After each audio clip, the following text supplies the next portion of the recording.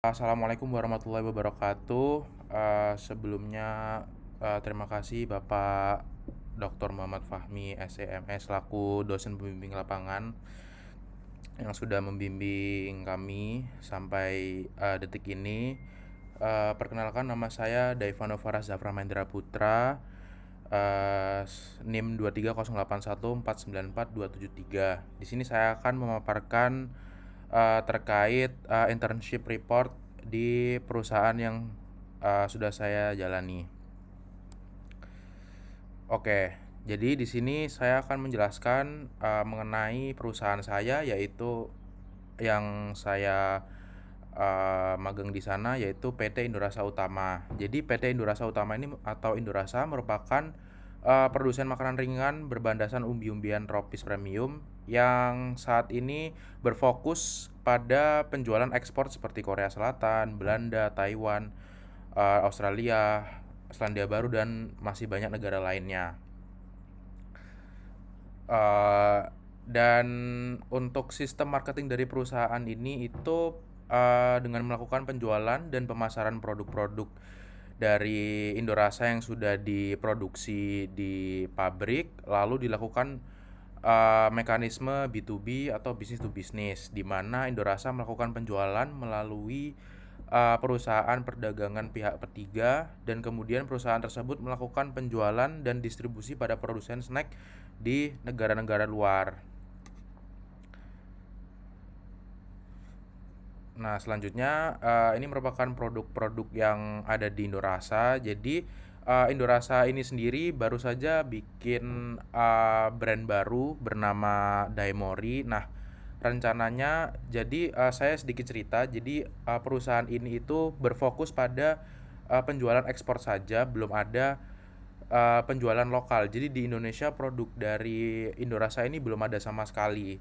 Nah, kebetulan eh, perusahaan ini membutuhkan tenaga digital marketing karena eh, perusahaan ini bikin brand baru bernama Daimori, itu bakalan dijual ke Indonesia. Jadi buka pasar baru di Indonesia. Karena yang sebelumnya hanya ada di ekspor saja, fokus di penjualan ekspor.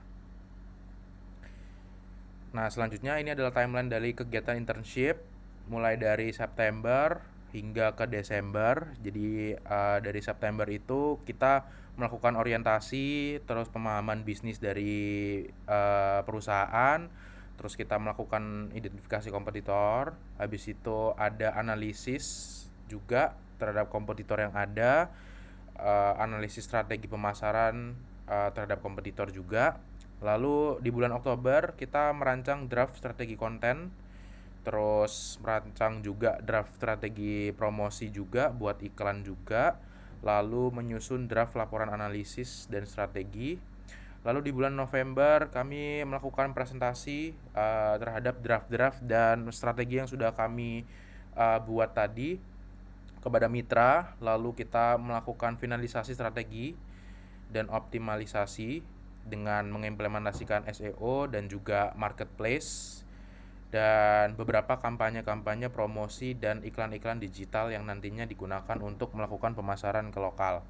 Lalu ada di bulan Desember melakukan monitoring akhir, pengumpulan data kinerja, melakukan analisis kinerja sementara, karena proyek ini sebenarnya akan terus berlanjut, tidak hanya sampai Desember saja. Lalu ada presentasi hasil akhir juga. Oke, jadi untuk tujuan dari internship ini adalah meningkatkan kemampuan mahasiswa dalam menerapkan ilmu digital marketing, khususnya pada e-commerce, marketplace, dan media sosial juga. Selain itu, kegiatan magang ini juga menjadi dasar konversi capaian pembelajaran di mata kuliah yang ada di prodi bisnis digital, seperti yang sudah ada analisis implementasi bisnis, monitoring bisnis digital, dan yang lainnya juga. Selanjutnya, yang pertama kami untuk awalnya menyusun strategi terlebih dahulu. Jadi strategi apa? Menyusun proposal, bikin proposal untuk strategi kasar bulan-bulan pertama yang digunakan sebagai peta awal untuk ekspansi pemasaran produk ke lokal. Karena yang sebelumnya hanya berada di ekspor saja. Lalu uh, setelah itu kami mengembangkan proposal kembali terkait digital marketing dengan mengisi beberapa isian seperti analisis SWOT, positioning, rencana-rencana konten yang akan kami buat, strategi untuk kolaborasi dengan influencer yang ada di sekitar. Nah, dokumen ini juga menjadi panduan eksekusi bagi tim kami. Selanjutnya, digital marketing tim struktur development. Jadi kami, karena perusahaan ini belum ada tim digital marketing sama sekali, jadi kami membangun seluruh struktur itu dari awal. Jadi mulai dari job desk, mulai dari struktur tim dan peran-perannya itu kami buat dari awal untuk melancarkan operasional dari marketplace dan pemasaran digital itu. Lalu kami juga mulai membuat akun e-commerce yang ada, membantu proses pembuatan dan pengaturan awal di toko, karena kami akan mulai berjualan di platform Tokopedia dan TikTok Shop, termasuk pengisian informasi toko-toko, upload produk, dan beberapa setup komponen yang ada di visual toko yang bisa diubah. Nah, selanjutnya kami juga melakukan research untuk influencer Jatim 1 atau area Jawa Timur yang di sekitar sini, ada di Surabaya, Sidoarjo, Gresik, Pasuruan, Mojokerto. Nah, ini tuh bisa membantu kami untuk merekomendasikan influencer untuk melakukan kolaborasi nantinya terhadap produk yang akan kami jual ke mitra. Jadi kami menganalisa mulai dari influencer apa saja, followersnya berapa, kategorinya apa gitu. Lalu kami juga melakukan research kompetitor pasar, jadi beberapa produk-produk serupa di pasar lokal kami analisis harganya berapa, terus kayak itu bisa membantu kami untuk menentukan strategi konten juga, pricing, branding, promosi, dan lain-lainnya. Selanjutnya kami juga melakukan research analisis TikTok Shop karena di TikTok Shop punya beberapa kebijakan-kebijakan yang harus kami sampaikan juga ke mitra, seperti platform commission fee sekitar 7,5% sampai 10%, manajemen logistik, mekanisme afiliator, dan juga berbagai macam skema komisi yang nantinya diperlukan untuk kebutuhan pemasaran. Selanjutnya ada content planning marketing. Kami menyusun juga content planning dan konten kalender yang nantinya akan kami gunakan untuk melakukan pemasaran sebagai strategi kita. Nah, itu kami juga mengidentifikasi tema, menentukan frekuensi posting, kapan aja postingnya, terus format yang bakal dibuat. Lalu di sini marketing content creating. Jadi kami juga sebagai content creator mencakup semuanya, memproduksi berbagai jenis konten untuk captionnya juga, ke campaign message, deskripsi dari produk. Namun untuk konten yang baru kami buat adalah konten untuk pre-launch karena produknya saat ini masih belum full launch di marketplace. Jadi hanya konten sneak peek aja. Lalu ada konversi mata kuliah. Nah, di sini untuk analisis dan implementasi bisnisnya kami juga berdiskusi kepada mitra dengan menganalisis perilaku konsumen lokal buat mengimplementasikan strategi harga-harga berdasarkan psikologis. Misal seperti kayak slogan nih, beli 2 gratis 1, atau barang kedua bayar setengah harga. Itu termasuk juga dalam strategi analisis dalam pengimplementasian bisnis.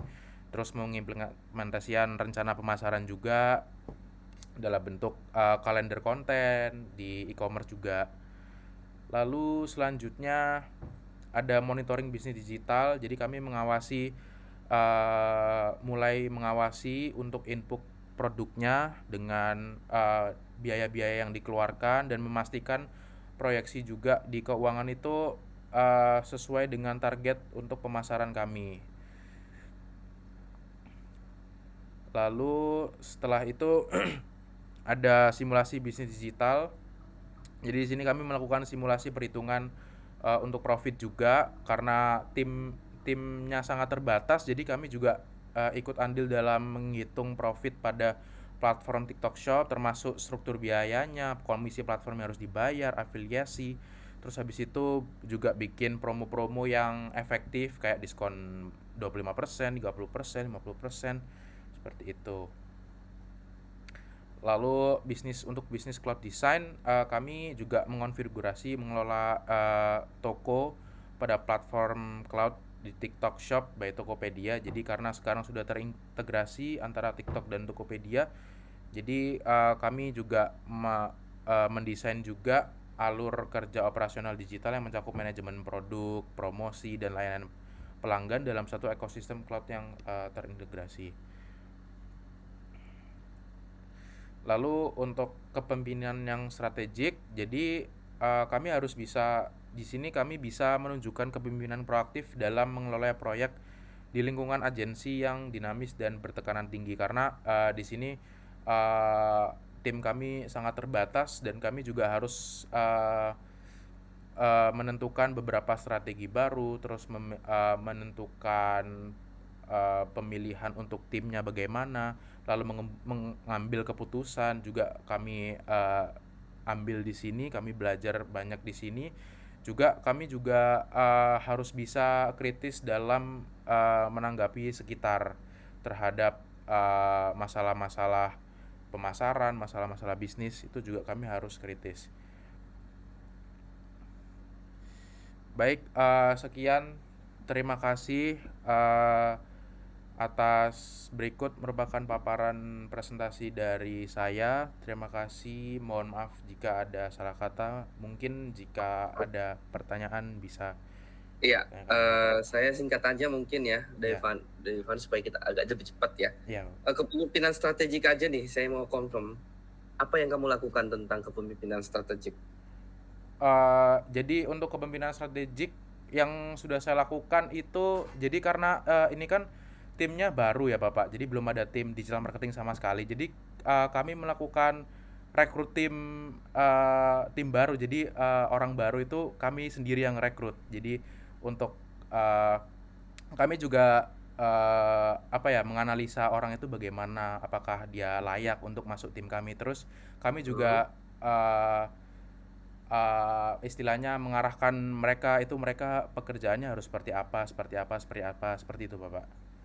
oke, Jadi kami yang baik. mengarahkan. Saya kira cukup dari Rifano. Oh ya, saya lupa nanti takutnya saya sampai sampai lupa ingatkan ya, Iya, untuk saudara, bentar. Logbook ya, logbookmu iya. itu 99,71% capaiannya, berarti masih kurang menitnya, tambah dikit lagi. Oke, Ya, siap. minimal berapa menit nih, Devano? Lima 50 lima lima puluh 55. iya 55 ya? Heeh, Iya. 55.000 menit. Oke. Jadi yang ada sekarang 54.240 menit. Ya Oh iya. udah saya validkan semua, Oke, baik. tinggal tinggal kamu, apa namanya, tinggal kamu tambahin lagi ya. Oke, siap.